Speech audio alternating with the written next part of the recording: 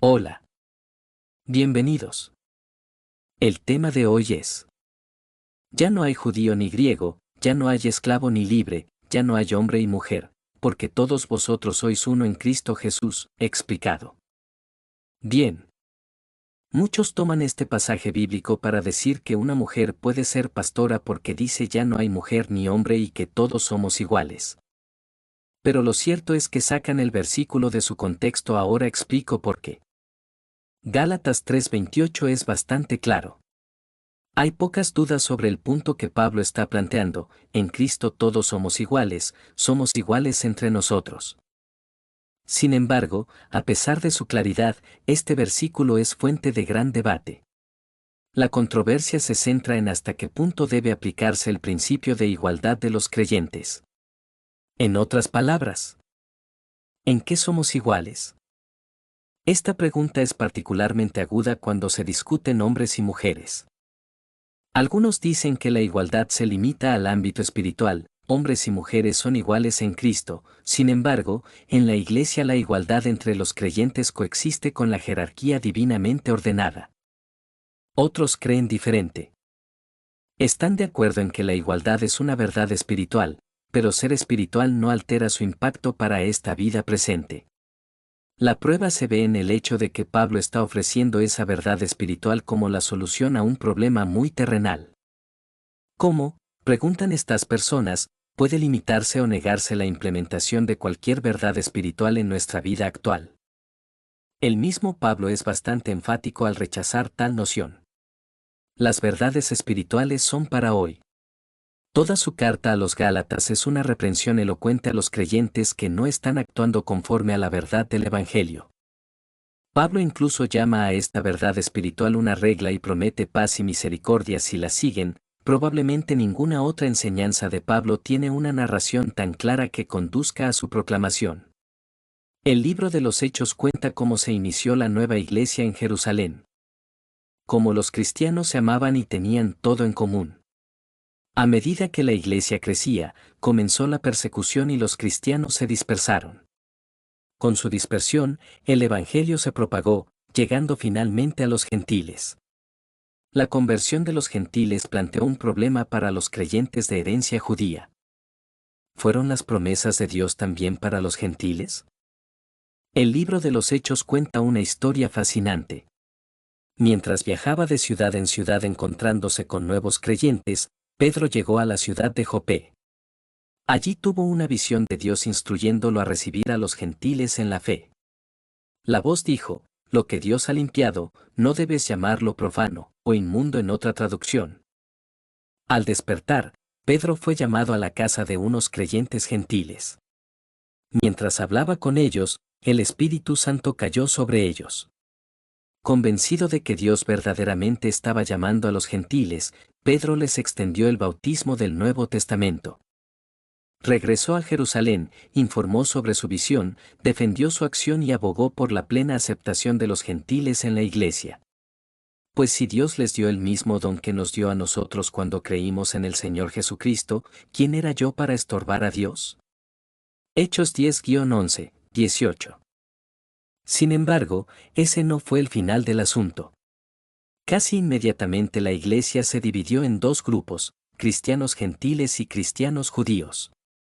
La división se produjo porque una poderosa facción de judíos cristianos se negó a tener comunión con los gentiles. Estos cristianos judíos insistieron en que los gentiles primero deben ser circuncidados. Había llegado al punto en que ciertos cristianos judíos no comían con cristianos gentiles no circuncidados, siendo este un acto simbólico de compañerismo propuesto por el mismo Jesús. En algunas ciudades, judíos y gentiles comenzaron a adorar por separado. En Galacia, los gentiles se sometieron a la circuncisión para satisfacer las demandas de los judíos cristianos. Incluso Pedro estaba de acuerdo con este desarrollo y había dejado de comer con los gentiles. La posición de Pedro en este asunto fue crítica. Él era el apóstol que había recibido la visión y convenció a los creyentes judíos para que aceptaran a los creyentes gentiles en primer lugar. Había comido con los gentiles como el Señor lo había mandado, pero cuando vinieron unos hombres de parte de Santiago indicándoles que no debía hacerlo, se retiró y se separó de ellos. Pablo, al enterarse de esto, se opuso a Pedro, y lo cito: le resistí cara a cara porque era de condenar. Gálatas 2, 1, 14. Y al mismo tiempo escribe una carta fuertemente redactada a los Gálatas reprendiéndolos. Veamos qué dice Pablo en su carta a los de Galacia. Agarra tu Biblia y pongamos el verso en contexto. La carta es contundente. Después de un breve saludo, Pablo va directo al grano: estoy asombrado de que tan pronto os apartéis de aquel que os llamó por la gracia de Cristo y os volváis a otro evangelio. Advierte a los Gálatas de los que quieren confundirlos. Habla de su revelación de Jesucristo, estableciendo su autoridad para enseñar la verdad. Luego narra la historia del problema entre los cristianos judíos y gentiles y por qué le preocupa. La frustración de Pablo con ellos es evidente. Gálatas insensatos, ¿quién te ha hechizado? Gálatas 3:1. Pablo les recuerda que la circuncisión es parte de la ley y la ley era solo disciplinaria hasta el tiempo de Cristo, el tiempo de la fe. Pero ahora que ha venido la fe, ya no estamos sujetos a disciplina, porque en Cristo Jesús todos sois hijos de Dios por la fe. Gálatas 3, 25-26. En otras palabras, la circuncisión ya no es necesaria. En este punto, Pablo de repente amplía el alcance del problema. No se trata solo de que judíos y gentiles se reúnan, sino también de esclavos y libres, y lo más sorprendente de todo, hombres y mujeres. Todo tipo de personas, todas las naciones, todas las clases y ambos sexos. Ya no hay judío ni griego, ya no hay esclavo ni libre, ya no hay hombre y mujer, porque todos vosotros sois uno en Cristo Jesús. Y si sois de Cristo, entonces sois linaje de Abraham, herederos según la promesa.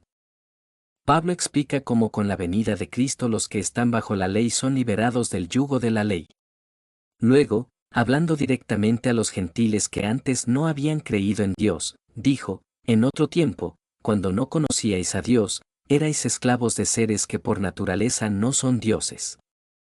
Ahora, sin embargo, que habéis llegado a conocer a Dios, o más bien a ser conocidos por Dios, ¿cómo podéis volveros de nuevo a los espíritus elementales débiles y mendigos?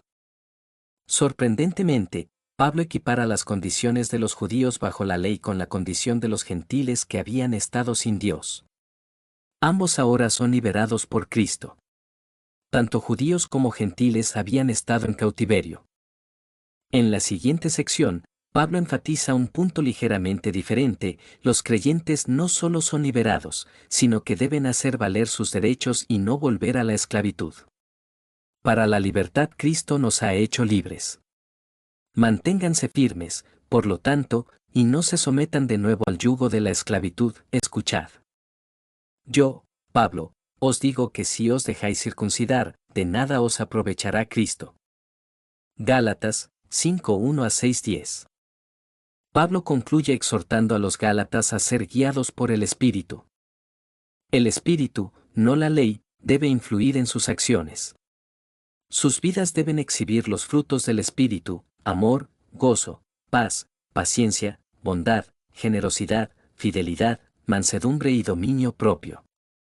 Y finalmente, Pablo dice que los creyentes están viviendo en un nuevo tiempo, una nueva creación, y tienen una nueva regla que seguir. En conclusión, la Biblia no es de interpretación privada. La Biblia misma es su intérprete. El problema está cuando se sacan los versículos de su propio contexto, para así distorsionar y malinterpretar la palabra de Dios y confundir a las personas. Hasta aquí el video de hoy. Que la paz de nuestro Señor Jesucristo sea con todos. Gracias por ver el video.